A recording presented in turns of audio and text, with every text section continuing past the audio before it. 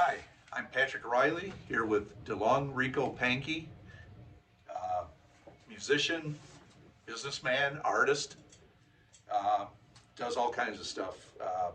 He's the owner of Detebe Records, Legendary Airbrush, and Key Patrol, and Dope Beat Productions, where we are right now. Now, Rico, how did you get into music to begin with? Mm. What Well, interested you? when I was a kid, my uncle, I got an uncle named Salih, and he's like a really talented musician. He plays like 13 different instruments and everything like that. And I had an interest into it anyway. I don't know why, but I wanted my mother to give me this keyboard. It was called a Casio SK1 back in the day, and it was like you can sample something into it and hit the key, and it would trigger it. So on the commercial, it had a dog that barked into it, and then you get like on the keys, you know. So I Cool. was like, man, I need one of those, bad boy, you know what I'm saying? But the way my life was, like, you didn't ask my mother for certain things for Christmas, you know. You just got whatever you got. But I asked her for that though, and I didn't think I was gonna get it neither, but she ended up getting it. So like on Christmas Eve, I could hear her in there playing with it, and she was jamming, right? So I was like, oh man, you know, I'm finna let her teach me everything, you know, about the piano and stuff like that. So on Christmas morning, when she came out, and like when I got it, I found out that she was playing the demo. So she didn't know how to play nothing, and I was like, oh man. But I was still geeked though, cause I wanted it, and you know, so she got it. That's just kind of surprising, man, because you know I was real like a stepchild kind of. I was kind of surprised that she got that. So then my grandmother was like real good friends with Aretha Franklin. I don't know if I ever told you that. No, you didn't. That's pretty So cool. yeah, they was like bosom buddies or something. But anyway, so we used to go to Aretha Franklin's house when I was a kid, and you know, of course, she had two grand pianos, and then in the basement she had this keyboard, which at the time I was like, dang, that was sweet. But she had this room, and it was just all mirrors on the wall, and the floor was wood, and the only thing that was in that room was a keyboard. Period. Just a keyboard. So I used to always go in that room, man, and play with that keyboard until it was time to go and stuff like that. I didn't really care about nothing else at the house. I didn't even care about Aretha Franklin, to be honest with you. I was 12, you know what I'm saying? So I didn't care, you know what I'm saying? So, but I was 7 when my uncle came to me, and he showed me how to play like a certain. He showed me how to play "Lean on Me" and that dun dun dun dun dun. And he showed me how to do it with 3 fingers, because I was over there just going like this. I didn't know, you know what I'm saying? He was like, Right. "No, this is what you do. You gotta play the chord." I was like, for real? He said, yeah, just do like this. He said, hold one key, skip one, hold one, skip one, hold one. I was like, okay, I can do that, right? So I'm just dun dun dun dun dun dun dun dun dun dun dun dun dun. So I thought I was the man at that time. You know, I was 7 years old, so I thought I was the man. But anyway, so yeah, man. Then like I said, we used to go to Aretha Franklin's house, man, and I played with that keyboard pretty much all day until it was time to go and everything like that. And I met her, not one day when I first went there. The first time I went there, I met her. But that's the only time I ever met her because she was always on the road and we was over there. Oh, And so my grandmother was really like being a housekeeper for her, and she was cooking. She was her cook. oh, She started out that's because they cool. met in Memphis, and my auntie was doing. Aretha was looking for somebody to cater and everything. And my grandmother, I was just say, my grandmother was real good at. She was like real good at cooking, right? So she cooked something for Aretha, and that was it, man. Buddy after that. You know what I'm saying? So, Aretha like to eat, so. But anyway, so yeah, that's pretty much what got me into it, man. And then when I got to be 12, I think I was like in the 7th grade or something. I had some little homeboys, man, and they was all into rapping and stuff like that. This was like around the time when like Run DMC was out and LL Cool J and all that kind of stuff, Fat Boys, and all that Right. stuff. So our raps was like sucker MC. It was like a 2 word hook, sucker MC, sucker MC. Stuff like that. You know what I'm saying? So we had this one song called "You Get Smoked." Like you get smoked, and that was the whole hook. You get smoked. And my man's be beatboxing, he be rapping and stuff. So I got into it, man, and I really stayed into it since then, to be honest with you. But life happens and stuff like that, and you get in trouble and whatever, So I was like a mixed up kid, man. I got into a lot of trouble. I did a lot of stuff, man. But my home life was so tripped out, man, that I really felt like I had to get up out of there, and I ended up in the street doing stuff that I ain't been doing and everything like that. But my uncle Benny kind of pulled me aside and he was like, man, why you doing all this stuff? And I was like, cuz man, I'm trying to get on, you know. And he was like, yeah, man, but you an artist. He said, you got a gift, man, so you should use your gift to get up out of here because these dudes is doing this stuff like selling drugs and stuff like that because they feel like they don't have no option.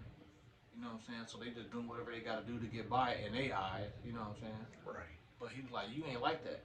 He said, man, you got talent, so you can use your talent and do something legal and be able to do the same thing they doing, but do it legal. And I was like, yeah, man, that's what's up. But you know, at 12, I was saying that, but I was like, whatever, dude. You know what I'm saying? So I didn't really. I mean, I listened to him, but I did listen to him, but I did listen to him. So let me explain that. I listened to him. I heard what he said. At the time, I kind of blew it off a little bit, but I really did take it in, and I really did integrate that into my life later on. So I didn't never forget what he said. You know, he used to be like, man, you need to stop wearing jeans all the time, dress like a man, you know, get you some slack, man, get you a nice watch, a nice shirt, man, and dress like you mean, like you somebody, you know what I'm saying? Instead of, because, you know, back then people was wearing them big old t-shirts, you know what I'm saying? And the pants was all baggy and, you know, all that stuff. Right. Now that's what it was back then, but he was like, don't follow that, you know, be your own person and all that stuff. So, you know, I internalized that, man. I was always grateful to him for that too, man, because he's the only person at that time that had came to me and talked to me about stuff like that. So So that was your grandfather? that was my uncle. Oh, My uncle. I'm man, sorry. you know. Uncle. He's still around, man. I talk to him sometimes. Wow. Yeah. And Vinny, man, he was like big time dude. Like he was like big time. You know what I'm saying? Back then, he had a nice house, like a mansion type of house. You know, he took me to meet the mayor of Highland Park. Highland Park is where I was born. You know how they got Roosevelt Park here? Uh-huh. So Highland Park was like a little city in the city of Detroit. You know? Yep. I've heard of it. So I went to the dude's house. Man, the dude had a waterfall in his living room. I was like, yeah, you know, I'm a little kid at the time. I'm like, that's pretty awesome. But yeah. But so when my uncle, man, when he said something, you know, I listened to what he said because I know he knew what he was talking about and stuff like that. So. But yeah, that's pretty much how that happened, man. I made a little rap group too with my brother, man. It was called TBRC, which stands for the Best Rap Crew. Everything was basic back then, you know what I'm saying? So my uncle had a heat press. I used to work for him. He had a record shop called Plymouth Rock. It was on Plymouth in Detroit. Over there by Joy Road and stuff like that. But he was like, he had a record shop, and he also had like screen print and stuff in the back. So he would have me drawing designs, and he would be putting them on the shirts, and we'd be trying to sell them bad boys. And so yeah, man, that was like a long time. That's really how I got into like the screen printing aspect of everything, and like heat pressing and stuff like that. That was the first time I ever did that. So. But I've had several heat presses in my adult life since then, you know. I'll buy them and use them for a while and sell them and stuff like that. So you're doing your music and artwork at a fairly early age. Yeah. Very cool. Yeah. But you ended up moving over to this side of the state from Detroit. Yeah, what happened was, what had happened was, I messed around and got in trouble because I was in a group home, right? And it was a dude named Eddie, man. And Eddie was like he was a bully type of dude. He wasn't big or nothing. He just had that personality, you know. He was like the same size as everybody else, but he just had that personality. He was a bully. And when I first went to this group home, it was called Woodrow Wilson Group Home. So when I went to this group home, man, I was a little tiny dude at the time. You know, I was probably 13, 14 or something. Man. And people used to always feel like they could pick with me. You know what I'm saying? And they tried to. But I was feisty. You know what I'm saying? So, I mean, I knew I was a little dude, so I was ready for it. You know what I mean? So when they came to me with the bullshit, I was ready for it. You know what I'm saying? So he tried to punk me basically when I first went there. And then I kind of checked out on him, and he like understood like that I wasn't that easy to do like that. You know what I'm saying? So he kind of left me alone after that. Actually, me and him became okay. I wouldn't say we was cool, but we was okay. You know what I'm saying? And, just because I think he knew that he had to like give me some kind of respect, because I wasn't just finna let him just talk to me any kind of way and be any kind of way to me. So, you know. So you stood up for yourself and earned the respect. Basically. And then like what happened was it was a guy. This was like way after that though, but it was this dude that came in there too. A new guy came in and he tried to do the same thing to him. Well, that dude was kind of like, I don't say he was weak, but he was new. He was scared. You know what I'm saying? He didn't know what to expect. That's probably was his first time being in that situation and stuff like that. So he was crying, and I was like, "Damn, dude, you know what's up?" And he's like, "Man, that dude over there, you know, he said he was gonna beat me up." And I'm like, "Man." So I went over there because I don't know the dude already. So I go over there. And he's like, "What's up with you, bro? Why you always messing with somebody, man? Mess with somebody outside, bro." And he's like, "Man, you know, man, do what I want to do. Tell me, you know, like that." And just so happened we was in the gym room at the time. We was at school in the gym room, but we still in this group home. But they got a school that we go to. So we in school and we in this martial arts class. You know, the martial arts teacher used to come. We'd be sitting like Indian style, and he'd be like leaning on our knees and trying to like stretch out our, make us flexible, I guess, so we can be able to do splits and be able to kick high and stuff like that. And so I was listening to the, you know, when I was in the class, I was taking it in because I was really into martial arts. You know what I'm saying? So I thought it was dope. You know what I'm saying? So anyway, so Eddie was, we got into that little skirmish or whatever. He was like, "Man, I'll beat your ass," you know. And I was like, "Well, what's up then?" You know what I'm saying? And he messed around and went to the closet, in the utility closet, and got a bat. And I was like, "Bro, if you hit me with that bat, I'm beating your ass. I'm just telling you." You know what I'm saying? And I guess he thought I was playing. He swung the bat at me, and I ducked back, and I did a spinning back kick, and I caught him in the mouth. And when I did that, he fell on the ground. And he was like, "Oh, my tooth, right?" Well, by that time, I was already in kick your ass mode. So I ran up to him and kicked his face when he was on the ground, how you kick a field goal, you know. I did that to his face, and so they charged me with assault with intent to commit great bodily harm, less than an attempt murder. Man. And I ended up going to this place called Maxie Boys Training School. And Didn't matter that he came at you with a bat first, I guess. Yeah, Huh? yeah, because I overdid it. So if it would have been like I kicked him and he fell on the ground and I just left it alone, I probably would have been all right. But it was especially heinous that I ran up to him and kicked him in the face, you know, like that. You know what I'm saying? Because that's when you think about it. You know what I'm saying? You kick a football, you know that football goes pretty far, and that's somebody's face. You know what I'm saying? So anyway, so they put me in Maxi Boys Training School and everything like that, and I ended up being there for 10 months. They had this program. It was called Positive Peer Culture, which is where like you do something wrong, the people that's in there with you would be like, check yourself for like inconsiderate to self and inconsiderate to others or whatever it may be, lying, front and stuff like that. They had these little parameters. So they would say something like that, and you'd be like, "I see my problem," and they'd be like, "You know what you did?" And you'd be like, "Yeah, I did this, this, and that." And you break it down. They'd be like, "All right, don't do that no more."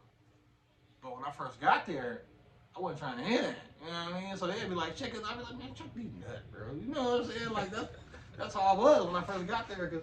But then I learned how to play the game, right? And I started being like, "I see my problem," and they just leave it alone. You know what I'm saying? Like whatever I did, they'd be like, "Check yourself," and I'd be like, "Cool, I see my problem, man." And they'd be like, "I did leave it alone." So I kept doing it. I started noticing that was working. It was keeping me out of trouble. So I started doing that, and I ended up getting out the program.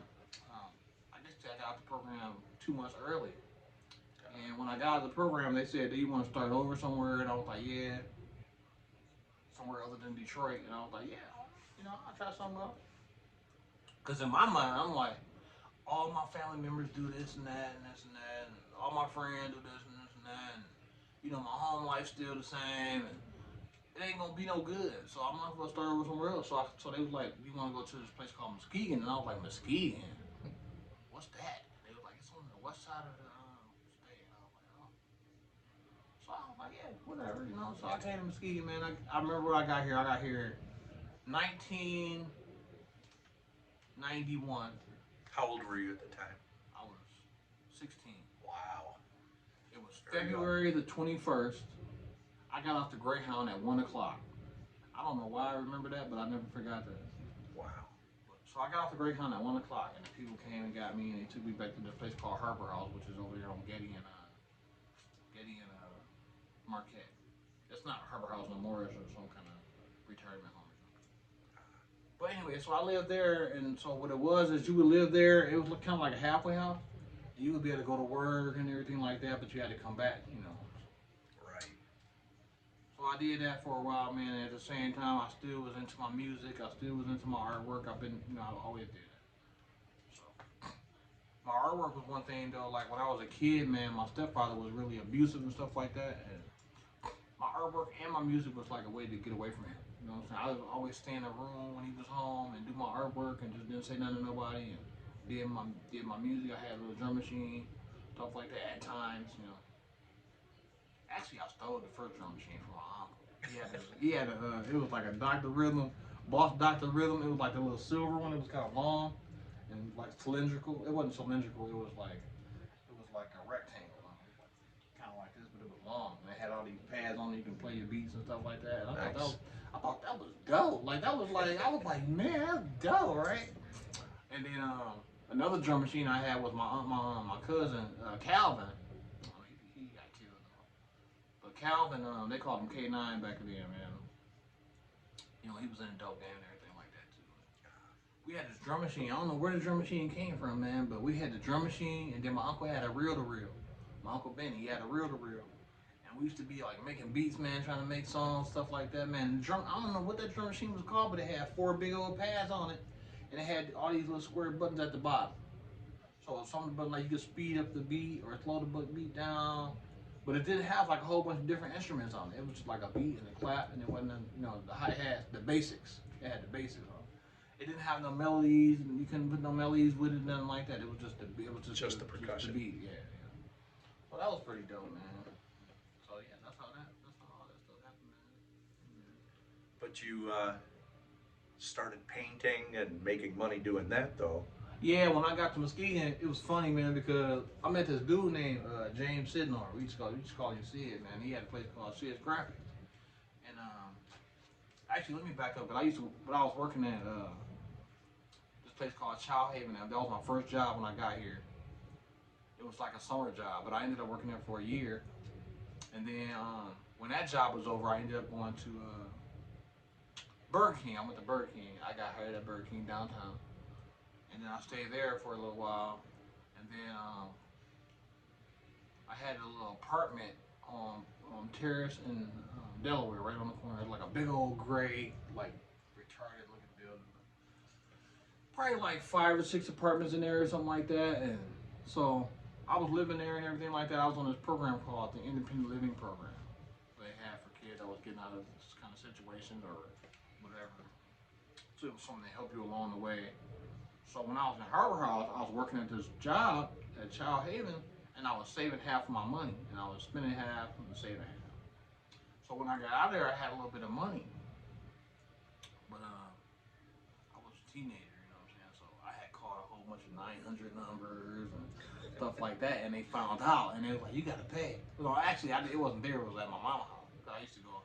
They used to let me go home sometime for the weekend and stuff like that. So I'd be over there calling these 900 numbers, and so I ran the bill up to like $500. So when I got out, that money that I had to pay her that $500. They were like, "You better pay him that $500."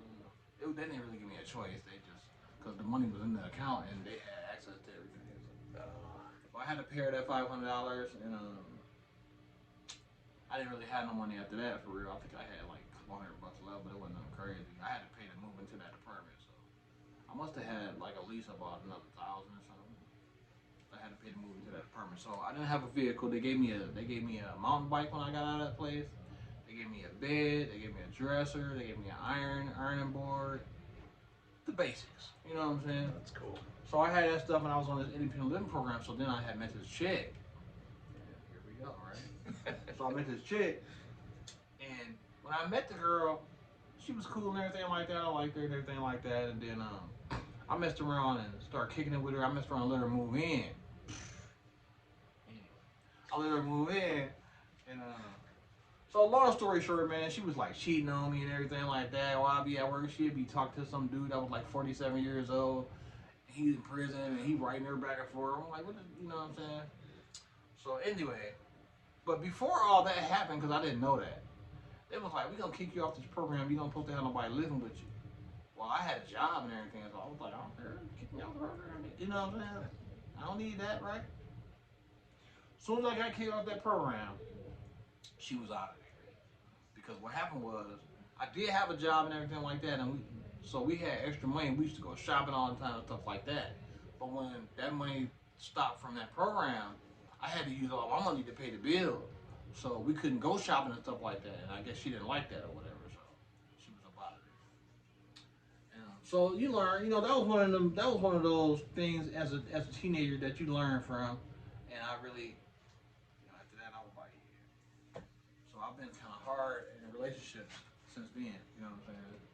And I guess I probably should have waited before I got into another relationship, but I've been like relationship. I haven't really been single pretty much my whole adult life for real. I mean, I've been single for like a couple months maybe, but not very long. You know what I'm saying? So, but anyway, so yeah, that was that. So you use some of that money to buy some of your painting equipment, airbrush, things like that?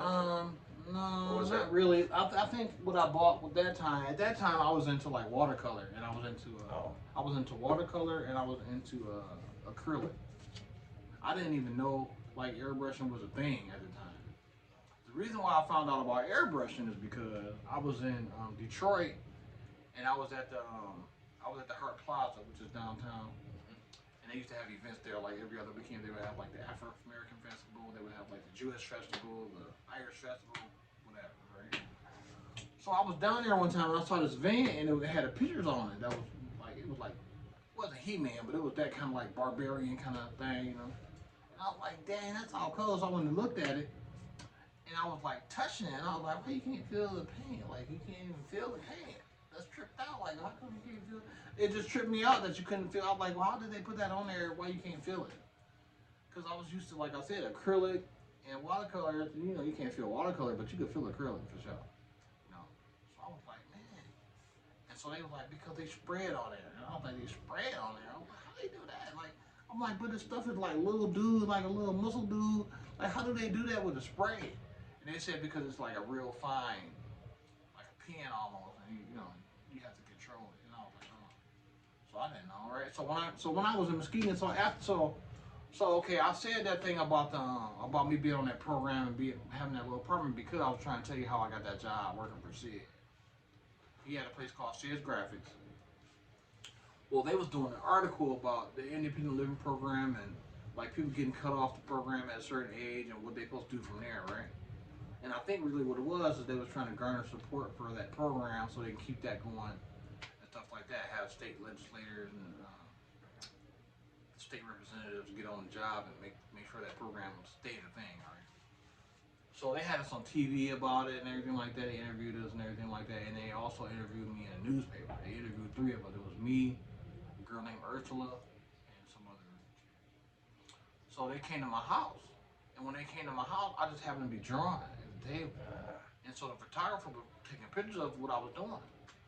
And so when he took a picture of it, it was like front page news when the article came out. And so I still have the clippings of the article. But when that article came out, I guess the guy Sid had saw the article, and he was like, "Who is this dude? Man, I need to get him, down here working for me to do these graphics on these t-shirts." And it was different back then. Like I didn't care about having to walk to work or catch the bus to work and stuff like that. I didn't feel like demeaned because I didn't have a car. I was like 17. Of course I ain't got no car. Right. So anyway, I walked to work, man. I caught the bus to work, whatever I had to do to get to work. And like I said, I lived on Terrace in Delaware, and that was actually in this building that we in right now. That was '93. And it was upstairs. He had a t-shirt screen printing company. Wow. There. And so my job was just draw design. Same thing I was doing at my uncle's shop. So that's what I told him. I said I knew this from my uncle's shop. This is what I was doing for him. So that was my like resume kind of to let him know that I did know how to do that. You know what I'm saying? I knew because there's certain ways you can't just draw regular pictures. Like a certain way you got to do it for it to be camera ready artwork for the screen printing. They got to burn on the screen. So you have to use like Sharpie markers and make sure it's real clean lines and you can't do no shading and stuff like that. So it's just like basically like coloring book pages. You know what I'm saying? That's how it had to be real clean like that. Or like a comic book before they had the color. Exactly. Yeah. And so the way we added the color at the time was stuff called Ruby Lip. It's like some film on a piece of mylar. And so what you would do is you would put it was acetate. I mean, So you would put the acetate film over your picture, and so whatever you wanted to be a certain color, you would cut that out with that mylar using the X-Acto line. And you would peel out everything around it, and so they would take that screen, they would take that film and burn that into a screen also. So you would have to have registration marks to make sure everything lined up and all that. And that's how you would do your color. So each screen would be a different color. And I knew all that stuff. I did the Ruby lift sometime, but I never did the actual screen printing. That wasn't my job. I just was the artist, you know what I'm saying? Right. That was a pretty cool job, man. That sounds really interesting. It led into a lot of other opportunities, you know, that's for sure. So people started knowing me from that a little bit, and I was like, man. So then Sid had an airbrush, and I started playing with the airbrush, and I was like, oh, this is an airbrush, ain't it? He was like, yeah. He was like, try to see what you could do with it. Take it on. I was like, all right. So I took it on, and I was like, you know, trying to airbrush with it. It was tripped out because that airbrush right there was a single action, it wasn't double action. So you just whatever came out, and you had to hold it closer or farther away. You couldn't control it with the trigger. Right. You know what I'm saying? So that was kind of sweet. But I used it though until I got another airbrush. I ended up getting a double action airbrush, which was I got a what did I get? I got a Pache VL. And the Pache VL was just like the one I had because I was a Pache too, but the VL was double action, so you would pull the trigger down, up and down, and back and forth. And you know airbrush, right? So you pull the trigger down, that's your air, and you pull it back. The farther you pull it back, that's how much you get more paint. And you can hold it farther away or closer to get more fine lines or shading or whatever you're trying to do. So yeah, that's how that went. Wow. It's been a time. So when did you start like airbrushing full time? Well, when I got to Muskegon, I was still doing high school stuff. So I had to go finish at Orchard View. And when I got done with that, I went straight to MCC. So when I went to MCC, I didn't really like it, to be honest with you, because I'm not really a people person. I always been introverted, kind of, you know what I'm saying? So I didn't like to be around a lot of people like that all the time. But I went, though. I wanted to get my degree and everything like that, so I did go. And then at the time, I wasn't using the airbrush, though. I was using this thing called the Scribbles. And Scribbles is like this paint that comes in a tube, and you squeeze it out, and you can like write with it and all that kind of stuff. So what I did was, instead of just writing with it, what I would do is I would squeeze a bunch of it out and use it like acrylics. And I would just draw a picture on like some pants or a jacket or something, and I would squeeze these colors out, and I would just use the paintbrush and put them where they need to go, and make the picture like that. And when it dried up, it was kind of like pleather. Like the feel of it was the texture of it was like pleather, and people loved it. It was like, dang man, how much you charge for that? Can you make me that? And I was like, yeah, heck yeah, I can make it, you know. So I was charging people like 50, 60 bucks, you know, and I was what, like 18 at the time, and I thought that was the bomb, you know what I'm saying? So, you know, and that was like 90, like the early 90s too, like 92, 93 or something. So, and then it wasn't really until like 1995 that I had my first actual shop airbrush. I was in the mall. I had a kiosk, and I was 21. I had a kiosk in the mall. I was locked up for some other junk I had did. At the time, I was in this place called Touchstone. Touchstone was like another halfway house. It was like an alternative place that they would send you. So if you get in trouble, instead of sending you to jail or whatever, they would send you to Touchstone. And you would stay there for like 6 months or whatever. And basically get your poop in the group. And when you get out, you know, you get back in society and everything be all right. Well, I messed around and had a girl pregnant at the time. So I messed around and went AWOL because I wasn't going to miss my son's birth. So I went AWOL and went to the hospital and everything like that. Well, actually, I didn't go AWOL at first. I had permission to go, but I just wasn't supposed to stay. I ended up staying overnight because the baby came out. They just about to be mad at me, you know what I'm saying? So I ended up staying there. I got in trouble and everything like that, but they didn't really do nothing because it was, you know, a baby was being born. So,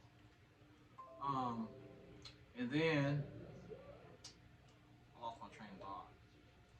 But anyway, yeah, the baby was being born. Oh yeah, that was my first airbrush shop and everything like that. So sometimes Was that in Muskegon? it was in Muskegon. It was downtown at the mall in Muskegon. Oh, okay. That's when the mall was downtown. The old mall, yeah. That was the hood mall right there, you know. They used to come down there, man, to be fighting. There'd be big old fights down there, man. People jumping people and people in there stealing stuff and it was in the hood, you know what I'm saying? You got the Mason Inn right over there, you know. That's when the time when they had this little gang called the Wolf Pack.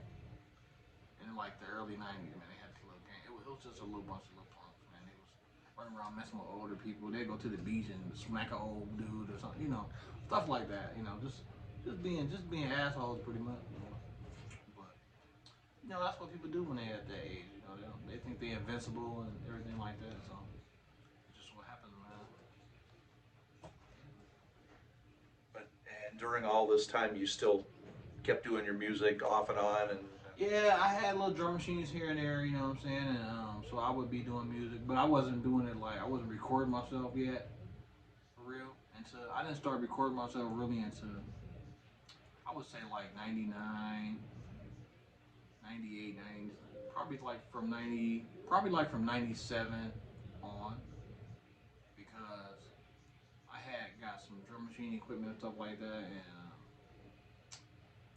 well, I had a drum machine, but I had got more equipment, like actual recording equipment. Back then, it was all analog. They didn't have no FL Studio. There wasn't nothing like Cakewalk, and all that stuff didn't even exist at the time. So everything you did was analog. I had a little track machine, and the track machine took these little, not floppy disk, they was called, what's the other kind of disc that they take? Not floppy disk, but it was like some kind of hard case disc. I can't think of the name of it right now. But you put it in the machine and record it. I don't know. I didn't have anything that fancy myself. Yeah.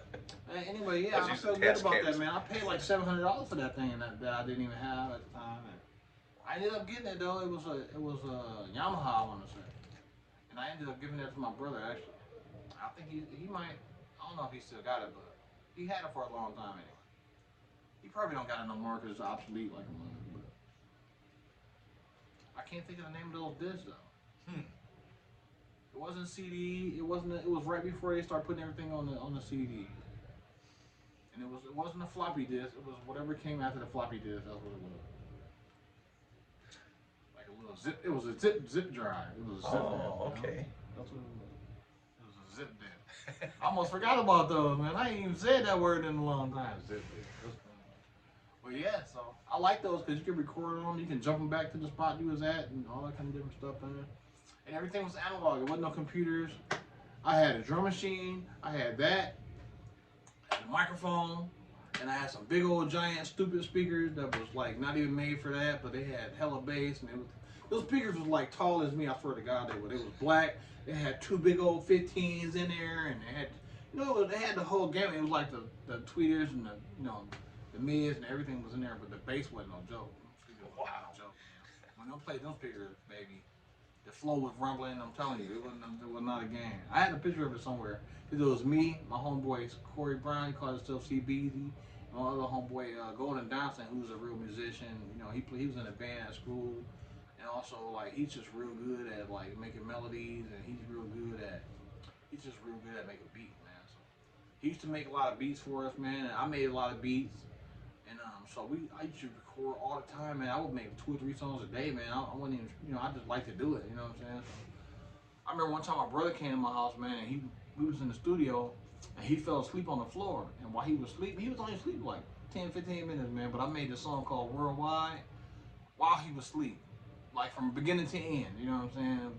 It was like, we going worldwide, giving props to all sides, And I had a little beat to it and stuff like that, and it was pretty sweet, man. They still be talking about that song, man. But I actually remade the beat to it. I just remade a beat to it like last week or something, because I want to redo that song. But yeah. That's very cool. Yeah, man. Yeah. Nothing like doing music. Man, it's an escape. It's an awesome thing, but it's an escape, man. So is artwork too. Yeah. And to be able to do both, that's. Yeah. And it's funny, man, because it seems like everybody that I know that's an artist is also a musician or into music at least. You know what I'm saying? I don't consider myself a musician because I don't know the chords and all that, but I do know what sounds good together. For some reason, I don't know how I know that, but I just. Still a musician. Same thing with drawing. Like I never had no formal training of I did of watercolor, but I didn't never have formal training of like how to shade and how to get perspective. all that stuff is just stuff that I did over the years, you know. And you can tell like from my artwork to like a professional artist. Cause I don't consider myself a professional artist. I'm just somebody that knows how to draw, and I know like if I can see it, I can pretty much draw it, or I can make it up too, really. You know what I'm saying? But I like to use references because I like to do realism. And I want to make something look as real as I can make it look. You know what I'm saying? And I know that a lot of times that's got to do with the color, and it's got to do with the perception and stuff like that too. It's got to do with like the fit, the background, the foreground, and separating things, and you know, just perception and stuff like that, and shading. And a lot of times the color is not what you think the color is. Like when you're looking at something, you might see a color in your mind, but you have to remember that your mind has a tendency to fill in the blanks. You know what I'm saying? And so when you're looking at a picture, you might be looking at something that's like purple, and you might think it's skin tone. You know what I'm saying? I mean, your brain don't catch all that. You know what I'm saying? So unless you know, like the color wheel, and like when you're looking at something and how the light's hitting it and what's going on for real, you don't really know. That's why I like that guy. I can't think of his name right now, but he's a real good professor. Drew Blair. Drew Blair is ridiculous. He is ridiculous. That is hyper realism. Like, that is ridiculous. That Yeah. is like that don't make no sense. You know what I'm saying? I saw a TV show when he drew a piece of paper. He airbrushed a piece of paper on the wall with like a tack in it, and people kept walking up to it like, dang, like they were trying to get, because it looked real. It looked like an actual piece of paper on the wall. And I was like, man, that's crazy, bro. Like I can airbrush a piece of paper on a wall, but you ain't gonna walk up to it and be like, oh, you know, you're gonna be like, oh, he airbrushed that. You know what I'm saying? You would be able to tell. Like my artwork is not. It's like, you can tell it's airbrush. You know what I'm saying? Just put Yeah, that guy's got some crazy talent. And if you ever look at he does like instructional videos, and he has like instructional. I got a lot of airbrush magazines, and he's done things where it's step by step, and he's showing like how he put these colors together, and how everything like the way he does it is not nothing like how I would airbrush a face. Like the way I would airbrush a face is I would airbrush like whatever the dark color is, like brown maybe or something. I would do that and outline the eyes and outline. I would basically get my structure and kind of a little bit of my shading going right there. And then I would come back with like the darker and more dark. And then once I get everything like that done, then I would come in with the highlights. Instead of, see, my problem is I would do the highlights instead of leaving out highlights. You know what I'm saying? So I think that it's cleaner when you leave out highlights instead of actually putting highlights in. Sort of like a watercolor technique. But I find it easier to put the highlights in. If I leave the highlights out, I feel like it looks empty or something. You know what I'm saying? And also, there's different people with different techniques. I've seen people do like where they put a whole, like, they'll just paint a whole circle brown, right? But then they'll come back and do some detail and stuff in the face and stuff like that. But they don't do the color as they go. They just do the whole thing brown and then paint on top of that. And that's cool because it makes it look fuller, and I think it kind of makes it look more realistic too at times. But I don't really do that because I think that another thing that stops me is because I go by like, do people really want to pay for this? And are they paying for my time? I don't want to spend all this time on this project if I'm only getting $50. Like, come on, you know what I'm saying? So that kind of stops me, and people are like, oh, you just lazy. Like, no, I'm not lazy, bro. I'm not lazy. I just don't want to spend all that time on something that I'm not getting rewarded for my time. Because time is your most valuable asset in the world. Like, once that's gone, you can't get it back. And you have bills to pay. Exactly. And you can get some money, but you can't get no time. You know, you can get some money back, but you can't get no time back. Right. You know what I'm saying? So once that time, as you get older, you start understanding. Like, hold up, dog. I'm running out of time. You know what I'm saying? Right. So I think for me, it makes me do more stuff because I feel like all the stuff that I ever wanted to do, I better do it. I needed to get it. I need to do it because I'm running out of time. You know what I'm saying? I'm 49 years old, which is not really that old, but it's old enough to know you run out of time. You know, the average person lives to be, what, 70, maybe 80, you know what I'm saying, now. But that still ain't a lot of time, you know what I'm saying? Especially when you think, like, you halfway through your life already. It trips me out, you know what I'm saying? Because it makes me want to be like, I gotta get on it, you know what I'm saying? Whatever I'm gonna do, I'm gonna get on. I need to get on it. I don't got no time to waste, you know what I'm saying? I'm trying to leave a legacy. I want people to say, he came from this to this. You know what I'm saying? And we know his background. We know that he came from zero. He came from the bottom. He came from under the bottom. He was looking up at the bottom. You know what I'm saying? Like, I didn't start from the bottom. I was trying to get to the bottom so I could have a start. You know what I'm saying? Like, people like I hear people rapping, man. They be like Drake had a song. Like, I started from the bottom, now we here. Like, dog, I ain't mad at you, bro. I know he came from a good family and everything like that, and I know that he wasn't really at the bottom. You know what I'm saying? Like, he wasn't at the bottom like that.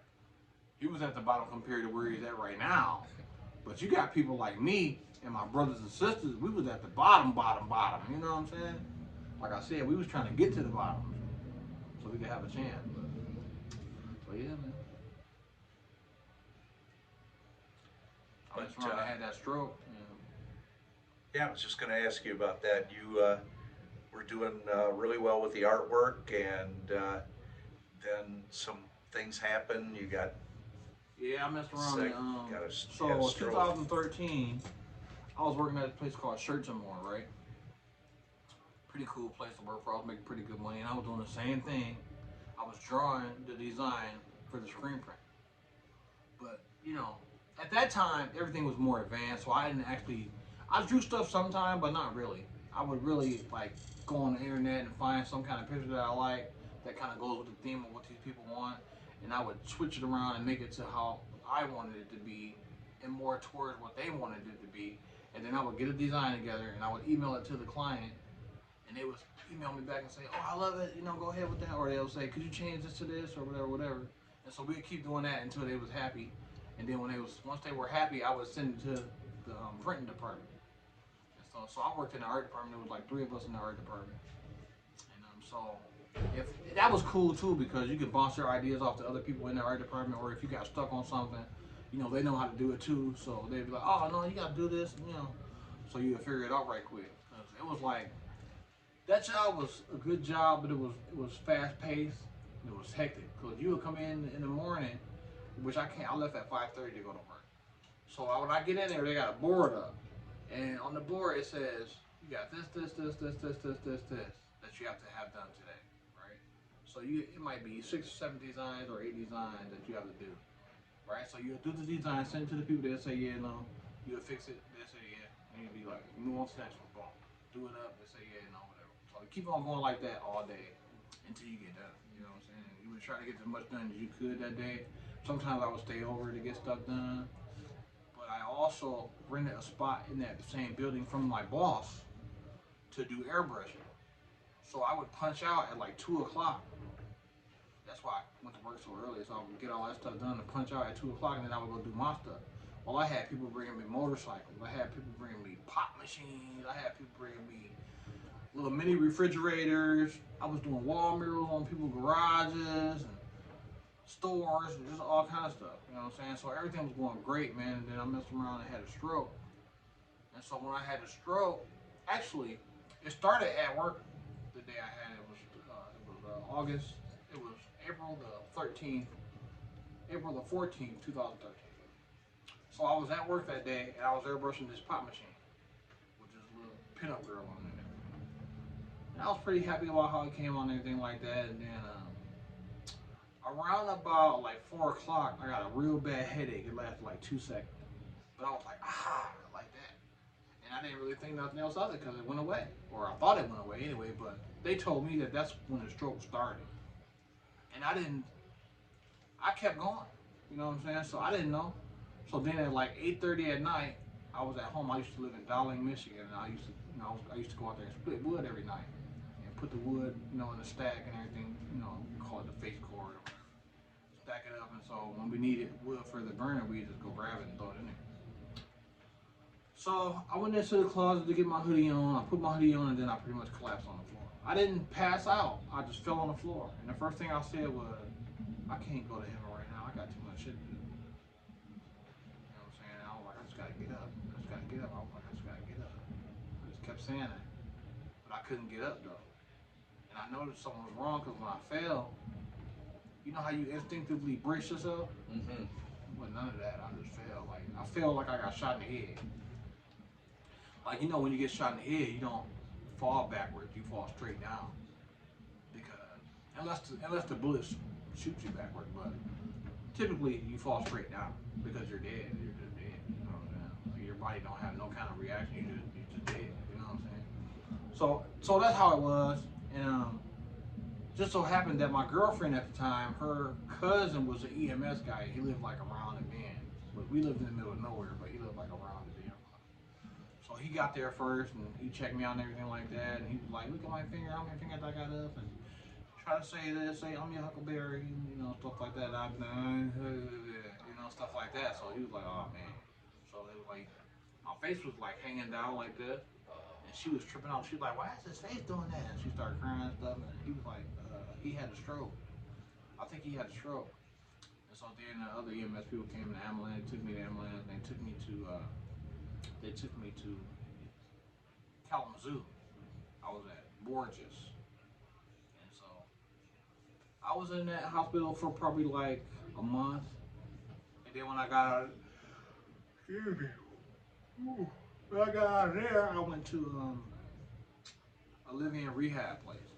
I stayed there for another month, and then when I got out of there, I did outpatient rehab for 6 months. And so they graduated me, but my hands still don't really work like that like it's supposed to. And But for the most part, what you haven't mentioned is that you're naturally left-handed, yeah, and the stroke affected your left side, yeah, and that's obviously not good. no, it's not. And I still like, I learned how to do everything with the right hand, but for me, when I look at my artwork now, I know it's not the same. You know what I'm saying? And people don't really catch it because they're not artists. But I know like what I used to do, and I know I'm like it's not the same. It was clean. That was one thing I always try to make my stuff super clean. You know what I'm saying? I didn't really like stencils, but I did use them every once in a while. But I prided myself on control of that airbrush and making it real clean. And now like it's somewhat clean. It looks all right. To me. But customers are like, "Wow, man, that's awesome." I'm like, "Yeah, cool." I'm not gonna argue with you. You know what I'm saying? But I know what I could have did. You know what I'm saying? Before the stroke. So, but the thing about a stroke is that you have to acclimate, man. You have to adapt and overcome, man. So my hand might not never recover. You know what I'm saying? But I'm always gonna be me. You know what I'm saying? And I'm always gonna try to do the things that I always done. You know what I'm saying? It's just gonna be a little bit harder. That's all. You know what I'm saying? So some things I might sub out. You know what I'm saying? If I don't feel like I can do it, or if I just got too much going on, or whatever the case may be. And then, but most of the things I just do. You know what I'm saying? I don't want to be like being fake, like people coming to me to expecting this artwork and I'm sending it to somewhere else to get it done, and I'm not really doing it. I don't want to do that, but sometimes you gotta be able to delegate. You know what I'm saying, and you get more done like that. I don't really mind doing that. You know what I'm saying, especially when I know somebody that can do a good job and stuff like that. I don't have no problem doing that. It's not everything ain't all about money. You know what I'm saying, so if I can make the customer happy, I want the customer to be happy first. You know what I'm saying? Then everything else will be all right. Sure, that's why you have such a good reputation. And people know Right. they know that. I would say one thing about doing business, whether it's the music business or whether it's anything, any kind of business, you have to do what you say you're gonna do, or at least you have to try your damnedest to. You have to try it to the point where the customer has no doubt that you did everything you could have did. You know what I'm saying? And then they know that if you couldn't do it, you couldn't do it. But usually that doesn't really ever happen. But it does sometimes with the locksmith bit. Because like the other day, this girl had a key stuck in her ignition. I could not get that key out. She broke the key off. She sheared it right at where the ignition stops and the key head stuck. She sheared it right there, so it was flush. So normally there's a tool you stick in there and you just twist it and it kind of grabs onto it and you can like inch it out. But I couldn't get nothing in there with the key at all. I even went to the store and bought some crazy glue. I tried to crazy glue it on there just enough to pull it out a little bit, and then I was gonna grab it with some needle nose pliers, but it wouldn't move. It wouldn't move. I worked on it for like an hour and 15 minutes or something. And then I texted the lady. I was like, "Man, I couldn't get that key out, man." I said, "I do have that same key, so I can make you another one once it comes out. I can make a copy off of that because the whole entire blade pretty much is in there." So I'll have all the cuts. You see what I'm saying? But couldn't get it out. But you know, like I said, you just have to accept your limitations, and you have to communicate with people and let them know that you know it ain't gonna happen before they start getting all excited. Because people get excited when you tell them you gonna do something, and they be waiting for you to do it, man. And they be calling you and bugging you. And some people, you know, just because they're excited, they're not mean. They're just excited. You know what I'm saying? Especially if they're gonna do some kind of design for them, and they really excited to get this motorcycle or whatever they got, you know, or car or whatever they doing, and you're like, yeah, man. So they're waiting in their mind. They're just waiting to see what it's gonna look like. So, but I've had people do that. Like they'll call me the same day. Did you start on it yet? No. You just ordered it today, fool. I ain't started on it yet. I'll let you know, man. You know what I'm saying? So, but some people you just gotta shut them down like that because you know what I mean. Because they'll just bug the mess up.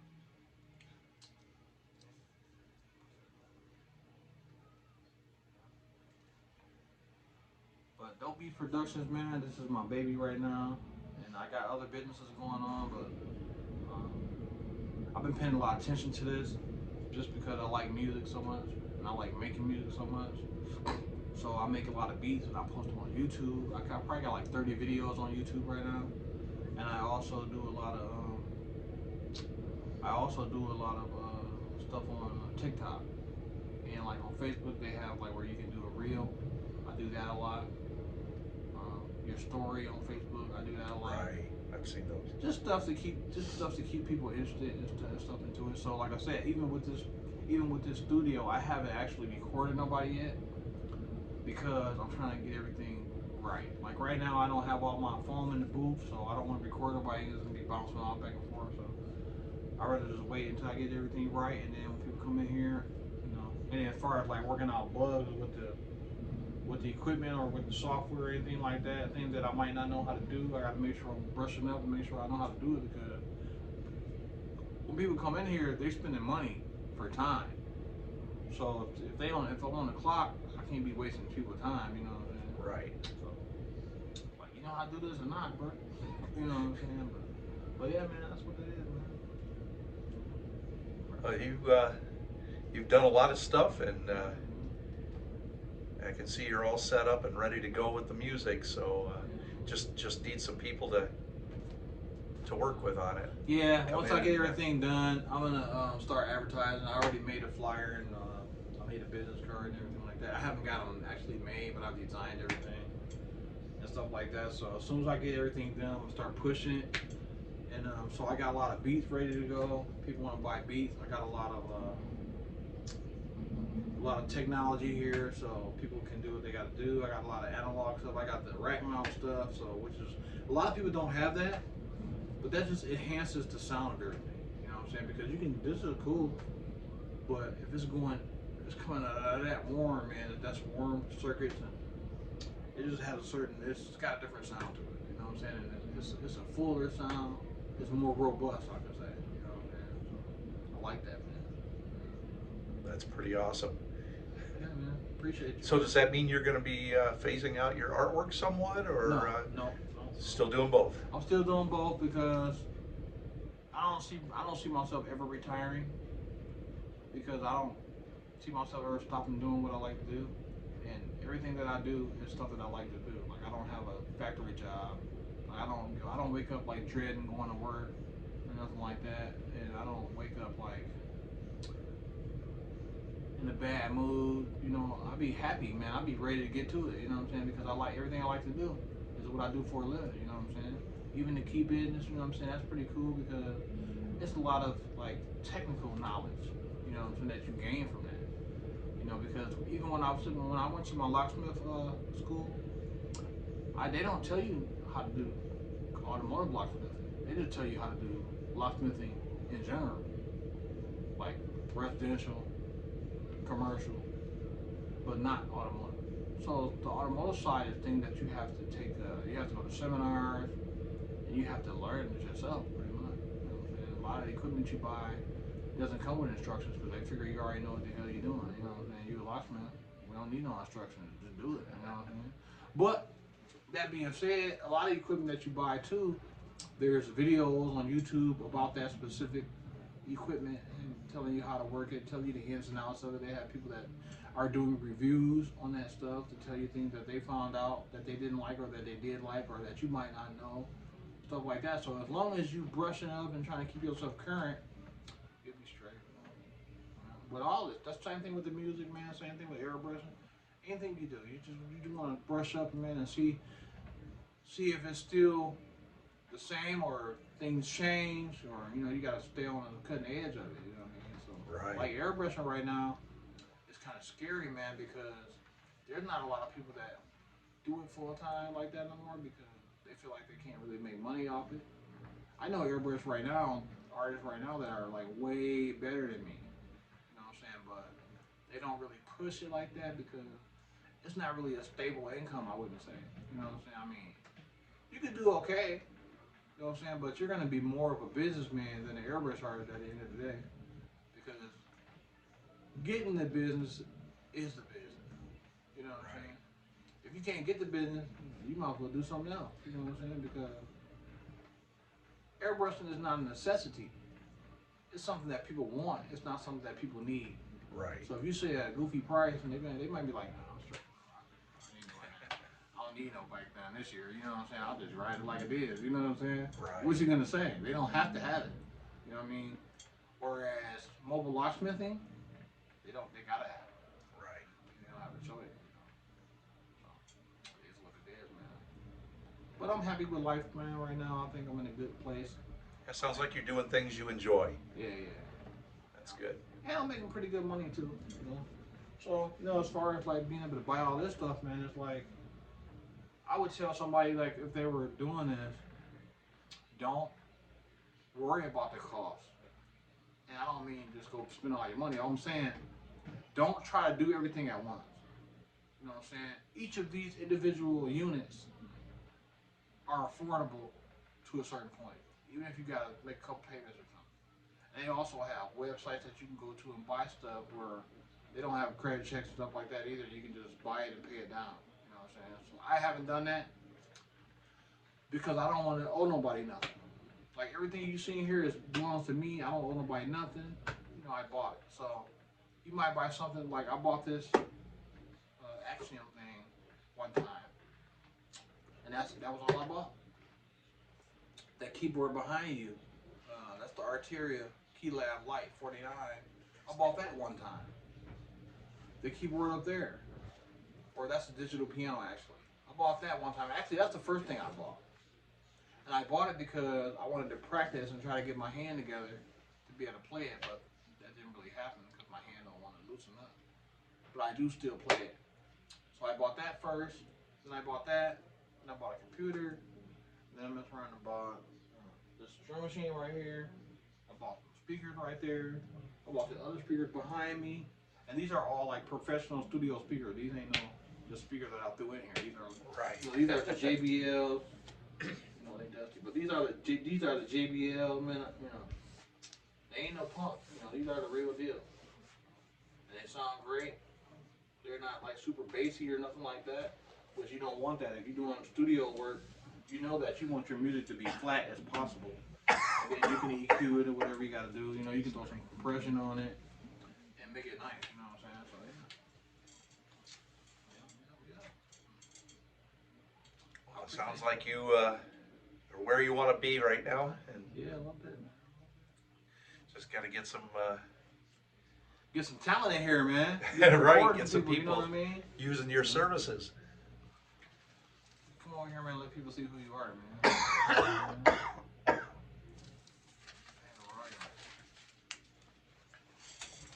Nobody wants to see me.